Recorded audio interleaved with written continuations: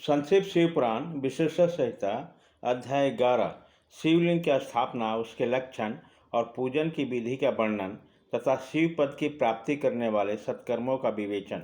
ऋषियों ने पूछा, शिव जी, शिवलिंग की स्थापना कैसे करनी चाहिए, उसका लक्षण क्या है तथा उसके पूजा कैसे करनी चाहिए, किस देश काल में करनी चाहिए और किस द्रव्य के द्वारा उसका निर्माण होनी चाहिए। शिव जी ने कहा, महर्षियों, मैं तुम लोगों के लिए इस विषय का वर्णन करता हूँ। ध्यान देकर सुनो और समझो। अनुकूल एवं शुभ समय में किसी पवित्र तीर्थ में, नदी आदि के तट पर अपनी रुचि के अनुसार ऐसी जगह शिवलिंग की स्थापना करनी चाहिए जहाँ नित्य पूजन हो सके। पार्थिव द्रव्य से, जलमय द्रव्य से अथवा तेजस पदार्थ से अपनी रुचि के अनुसार कल्पोक्त लक्षणों से युक्त शिवलिंग का निर्माण करके उसकी पूजा करने से उपासक को उस पूजन का पूरा पूरा फल प्राप्त होता है।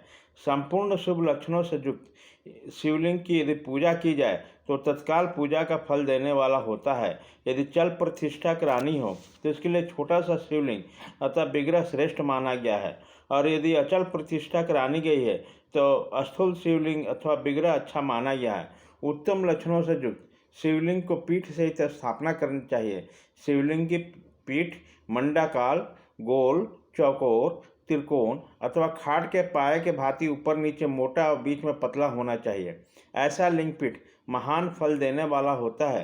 पहले मिट्टी से पत्थर आदि लोहे अथवा शिवलिंग का निर्माण करना चाहिए। जिस द्रव्य से शिवलिंग का निर्माण हो उसी से उसका पीठ भी बनाना चाहिए। यही स्थावर अचल प्रतिष्ठा वाले शिवलिंग की विशेष बात है।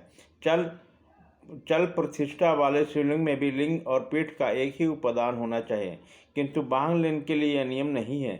लिंग की लंबाई निर्माणकर्ता या स्थापना करने वाले यजमान के 12 अंगुल के बराबर होना चाहिए।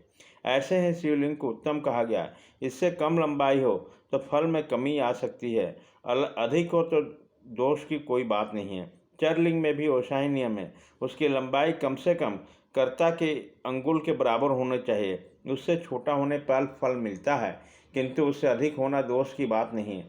यजमान को चाहिए कि वो पहले शिल्प शास्त्र के अनुसार एक विमान या देवालय बनाए जो देवगणों की मूर्तियों से अलंकृत हो। उसका गर्भगृह बहुत ही सुंदर, सुदृढ़ और दर्पण के समान स्वच्छ हो। उसे 9 प्रकार के रत्नों से विभूषित किया गया हो। उसमें पूरब और पश्चिम दिशा में 2 मुख्य द्वार हो जहाँ शिवलिंग की स्थापना करनी हो। उस स्थान के गर्भ में नीलम, लाल, बेदूर, श्याम, मरकट, मोती, मूंगा, गोमेद और हीरा, इन 9 रत्नों को तथा अन्य महत्वपूर्ण द्रव्यों को वैदिक मंत्रों के साथ छोड़े।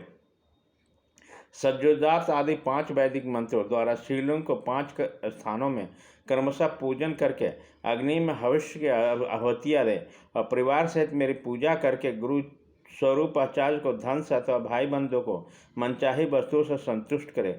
याचकों को जड़, स्वर्ण, गृह एवं भू संपत्ति तथा चेतन गौ आदि का वैभव प्रदान करे।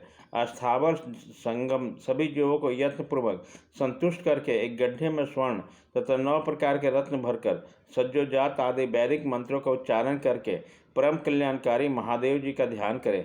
तत्पश्चात नाद घोष से युक्त महामंत्र ओंकार का स्थापना करके उक्त गड्ढे में शिवलिंग की स्थापना करके उसे पीठ से संयुक्त करें। इस प्रकार पीठयुक्त लिंग की स्थापना करके उसे नित्य लेप दीर्घ काल तक टिके रहने वाले मसालों से जोड़कर स्थिर करें। इसी प्रकार वहाँ सुंदर बैर मूर्ति का भी वहाँ स्थापना करना चाहिए। सारांश यह कि भूमि संस्कार आदि के सारी विधि जैसे लिंग प्रतिष्ठा के लिए कही गई है वैसे ही मूर्ति प्रतिष्ठा के लिए भी समझनी चाहिए। अंतर इतना है कि लिंग प्रतिष्ठा के लिए प्रणव मंत्र के उच्चारण का विधान है, परंतु बेर की प्रतिष्ठा पंचाक्षर मंत्र से करनी चाहिए। जहाँ लिंग की प्रतिष्ठा हुई हो वहाँ भी उत्सव के लिए बाहर सवारी निकालने के लिए निमित्त मूर्ति को भी रखना आवश्यक है। बैर को बाहर से भी लिया जा सकता है, उसे गुरुजनों से ग्रहण करें। वह बैर वही लेने योग्य है जो साधु पुरुषों द्वारा पूजित हो। इस प्रकार लिंग में और बैर में भी महादेव जी की पूजा शिवपद प्रदान करने वाली होती है।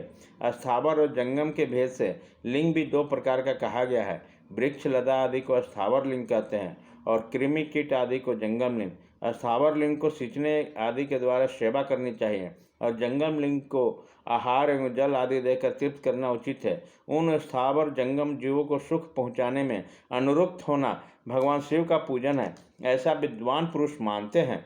यूँ चराचर जीवों को ही भगवान शंकर का प्रतीक मानकर उसका पूजन करना चाहिए। इस तरह महालिंग की स्थापना करके विविध उपचारों द्वारा उसके पूजन करें। अपनी शक्ति के अनुसार नित्य पूजन करनी चाहिए तथा देवालय के पास ध्वजारोपण आदि करना चाहिए। शिवलिंग साक्षात शिव का पद प्रदान करने वाला है अथवा 4 लिंगों में षोडशोपचार द्वारा यथोचित रीति से क्रमशः पूजन करें। यह पूजन भी शिव पद प्रदान करने वाला है। आह्वाहन, आसन, अर्घ, पाद्य, पदांग, आचमन, अभंग पूर्वक स्नान, वस्त्र एवं यज्ञोपवीत, गंध, पुष्प, धूप, दीप, नैवेद्य, तांबुल, समर्पण, निराजन, नमस्कार और विसर्जन, ये 16 उपचार हैं। अथवा अर्घ से लेकर नैवेद्य तक विधिवत पूजन करें। अभिषेक, नैवेद्य, नमस्कार और तर्पण, ये सभी यथाशक्ति नित्य करें। इस तरह किया हुआ शिव का पूजन शिवपद की प्राप्ति करने वाला होता है। अथवा किसी मनुष्य के द्वारा स्थापित शिवलिंग में, ऋषियों द्वारा स्थापित शिवलिंग में, देवताओं द्वारा स्थापित शिवलिंग में, अपने आप प्रकट हुए स्वयंभी शिवलिंग तथा अपने द्वारा नूतन स्थापित शिवलिंग में उपचार समर्पण पूर्वक जैसे तैसे पूजन करने से या पूजन की सामग्री देने से भी मनुष्य के ऊपर जो कुछ कहा गया वह सारा फल प्राप्त कर लेता है। कर्मशः परिक्रमा और नमस्कार करने से भी शिवलिंग को शिवपद की प्राप्ति करने वाला होता है।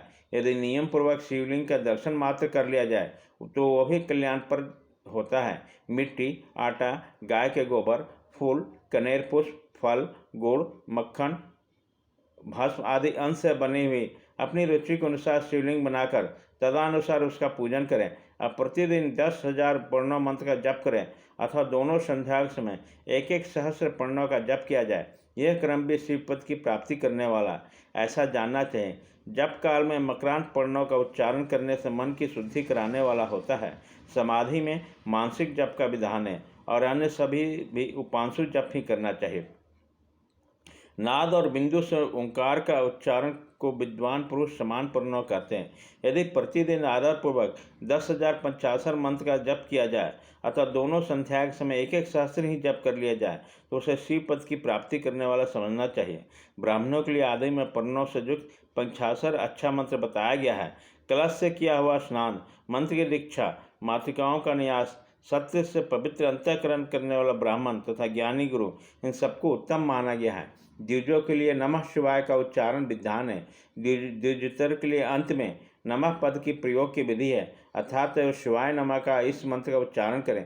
स्त्रियों के लिए भी कहीं कहीं विधि पूर्वक नमो उच्चारण का विधान है, अर्थात वह भी शिवाय नमः का ही जप करें।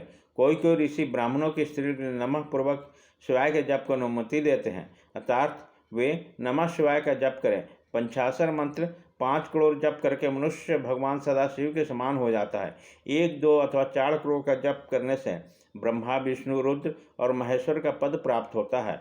अथवा मंत्र में जितने अक्षर है उसका पृथक पृथक 1 लाख जप करें अथवा समस्त अक्षरों का एक साथ ही जितने अक्षर हो उतने लाख जप करें।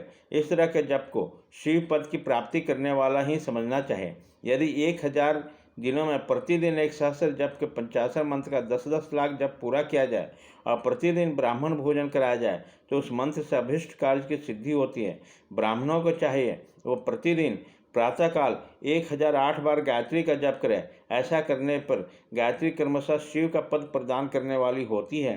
वेद मंत्रों और वैदिक सूक्तों का भी नियम पूर्वक जप करना चाहिए। वेदों का प्रायण भी शिव पद की प्राप्ति करने वाला है, ऐसा जानना चाहिए। अन्याय जो बहुत से मंत्र हैं उनके भी जितने अक्षर हो उतने लाख जप करें।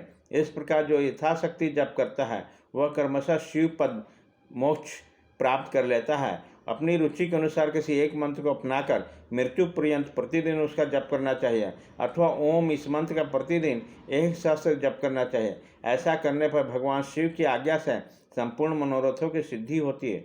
जो मनुष्य भगवान शिव के लिए फुलवाड़ी या बगीचे आदि लगाता है तथा शिव के सेवा काज के लिए मंदिर में झाड़ने बोहड़ने आदि की व्यवस्था करता है वह इस पुण्य कर्म को करके शिवपद प्राप्त कर लेता है। भगवान शिव के जो काशी अतीत क्षेत्र है उसमें भक्तिपूर्वक नित्य निवास करें।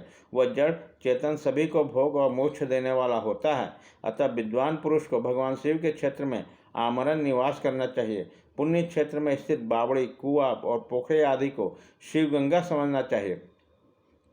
भगवान शिव का ऐसा ही वचन है, वहाँ स्नान, दान और जप करके मनुष्य भगवान शिव को प्राप्त कर लेता है। अतः मृत्युपरंत शिव के क्षेत्र का आश्रय लेकर रहना चाहिए। जो शिव के क्षेत्र में अपने किसी मृत संबंधी का दाह दशा, मासिक श्राद्ध, सपंडीकरण अथवा वार्षिक श्राद्ध करता है अथवा कभी भी शिव के क्षेत्र में अपने पितरों को पिंड देता है, वह तत्काल सब पापों से मुक्त हो जाता है और अंत में शिवपद पाता है।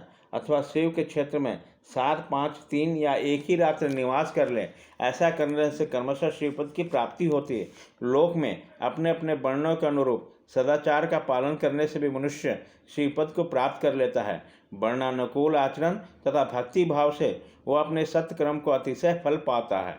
कामनापूर्वक किए हुए अपने कर्म का अभीष्ट फल का शीघ्र ही पा लेता है। निष्काम भाव से किया हुआ सारा कर्म साक्षात शिवपद की प्राप्ति करने वाला होता है। दिन के 3 भाग होते हैं, प्रातः, मध्याह्न और सायं। इन तीनों में क्रमशः एक एक प्रकार का क्रम का संपादन किया जाता है। प्रातः काल को शास्त्र विहित नित्य क्रम के अनुष्ठान के समय जानना चाहिए। मध्य काल में संकाम क्रम के लिए उपयोगी है तथा सायंकाल शांति क्रम के लिए उपयोग है, ऐसा जानना चाहिए। इसी प्रकार रात्रि में भी समय का विभाजन किया गया है। रात्रि में 4 पहरों में से बीच के जो 2 पहर है उन्हें निश्चित काल कहा गया है। विशेषतः उसी काल में की हुई भगवान शिव की पूजा अभीष्ट फल को देने वाली होती है।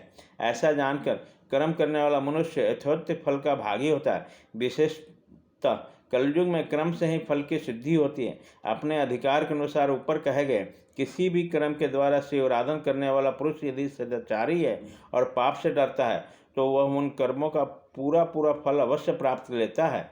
सूत जी, पुण्य क्षेत्र कौन से हैं, उनका आश्रय लेकर सभी स्त्री पुरुष शिवपद प्राप्त कर ले, यह हमें संक्षेप में बताइए।